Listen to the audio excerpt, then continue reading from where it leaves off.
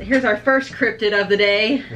Ringo. Hi everyone, and welcome back to Jarissa Explains. I'm Marissa. And I'm Jamie. And today, ladies and gentlemen, we are talking about cryptids. A cryptid is a creature that science says does not exist, but people seem to claim do exist.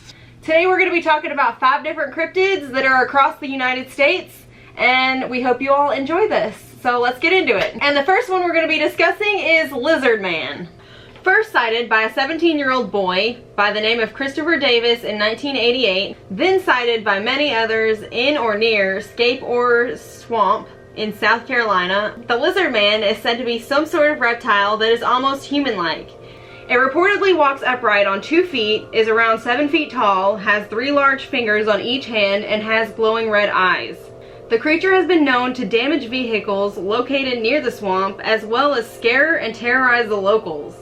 I don't know. I've definitely never seen anything like this, so it's kind of hard to believe, but I don't doubt that there could be a huge, like, lizard thing, or like maybe it was like an alligator. I mean, I know they don't walk upright, but like, I don't know. There have been some huge alligators. Remember that one on the golf course? Yeah, true. You don't really know what's going on in swamps. Swamps are so like deep and extensive that many people don't even get back there, and the people that do get back there like really know what they're doing. Otherwise, you got pit vipers and everything back in swamps. Yeah. So for me, maybe something could consistently live back there in the swamps without anybody messing with it or anything. Yeah. Or maybe people are just seeing some crazy guy out there walking around messing with people's stuff, you know, that lives in the swamp. Maybe he's just like covered in like green moss or something, and like, I mean, maybe that caused them to look like a lizard. Maybe somebody spotted him and said, there's Lizard Man. Yeah, I mean, it's a sheer possibility. A lot of people out there seem to think this thing exists, and if you're out there and you've seen it or you know the story of it, please write down below and let us know what you think about this cryptid, this creature that might or might not exist. Okay, yeah, let us know if you've seen him. Absolutely. The second cryptid we're going to be discussing today is the Altimaha-ha, or Alti as it's commonly referred to. Sighted mainly in McIntosh County, located in southeastern Georgia, the Altimaha-ha, or Alti as it is commonly referred, is an underwater creature that inhabits the small streams and abandoned rice fields around the mouth of the Altimaha-ha River.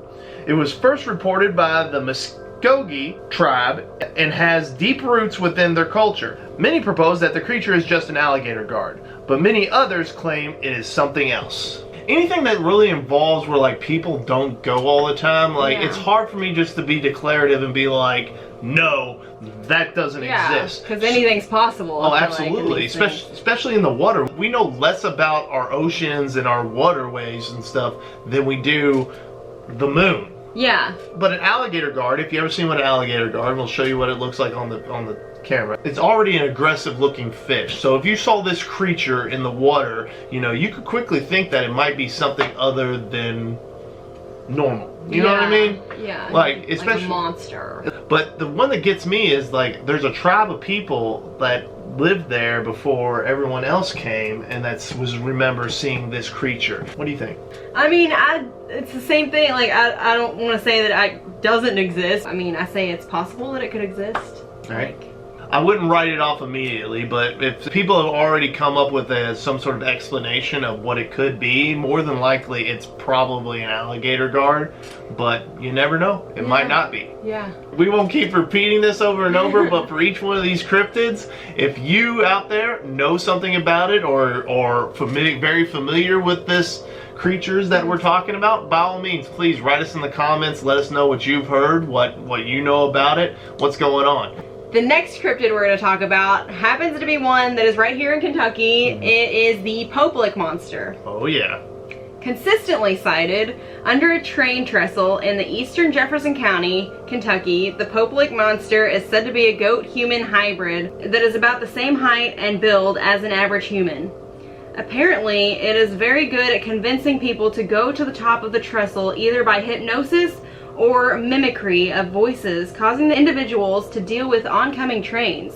It has also been reported to jump down on people's cars as they drive under the trestle. There are 3 common stories as to where the creature came from. The first is that the creature was from a derailed train hauling a circus freak show. The second is that a local farmer became too friendly with one of his goats and created the creature. And the third is that a local farmer would sacrifice goats in order to receive satanic powers, and the monster is a result of that. Okay, so I didn't know about those like stories of where it originated from. That's interesting. Oh, absolutely. Especially the farmer one, getting a little too friendly there. That was always the main two that I heard growing up, that like it was either a derailed train freak show like oddity that got out and like lives under the trestle, or the other one was I always heard was like a farmer had sex with a goat and like made this goat human hybrid thing. Now I grew up very close to this area and drove by this trestle for most of my life. And on multiple occasions in my life I saw where there was emergency responders responding where people have gone up there and tried to like walk across this train, with many of them falling to their deaths. It's so weird because we actually really do hear about this a lot, and it's like, what is it that is causing these people to go up there? Because it's a train track that's like high up, but you have to climb up it. Yeah, we'll show you a picture here. Yeah. And people, for some reason, get in their heads that they can cross this train track, which nobody does. Like, and like people end up getting hurt over it, and it's not a challenge or anything, but that's what it's ended up becoming in more recent years. Like, go and see the Goat Man and see if you can walk across the train tracks. By all means, don't do that, because I've seen over the years multiple people try this and you can't do it, and you just end up getting hurt. Like a train always comes. Yeah, it always comes. It's so weird. It's terrifying. I don't know. Like that is a weird thing. Like, and it's very spooky. The whole area just has this very eerie, looming, ominous vibe. Yeah, ominous vibe. It's just strange that they always get lured up there by these like voices, or like what is it that really lures them there? There is something very weird and spooky about this story in general. I don't know if it's a goat man or something else. Yeah, but there's either way, because this is too close to home for us. So this one is creepy to us. Our next cryptid that we're going to be discussing today is Tahoe-Tessie. Originally sighted by the Washoe and Paiute tribes in the mid-19th century, Tahoe-Tessie is said to be located in a large popular lake in California. It is described to be a snake-like underwater creature that is as wide as a barrel, that ranges anywhere from 10 to 80 feet long and has green and black colors spaced sporadically across it. The name Tahoe-Tessie comes from a mix of a local prostitute's name and a homage to Loch Ness's underwater creature, Nessie. So who's the prostitute? There was a reporter that was first reporting on the creature that had an affinity for one of the prostitutes out there, and who's Tahoe-Tess. And so that was the name of the prostitute. He got familiar with her, and as well as, since it's an underwater creature that is said to look a lot like Scotland's Loch Ness's Nessie, they played on that, so it's Tahoe-Tessie.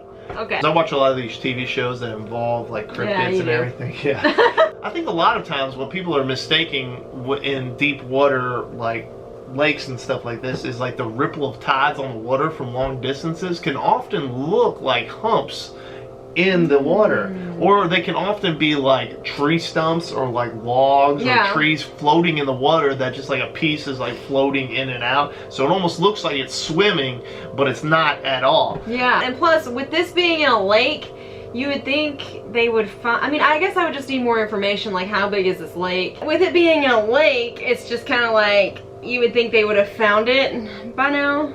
Well, not necessarily. Like, lakes could be like really deep. I know, but like, is this lake really big and deep? Yes, this lake is very big and deep. Apparently, it could probably hide this creature, is from what, you know, the locals and everybody's saying about this creature itself. Yeah. It's just one of the things you'll never know unless you were to drain the lake itself and like go around and look, you know? Yeah. Our last cryptid that we're going to be talking about is the Mothman.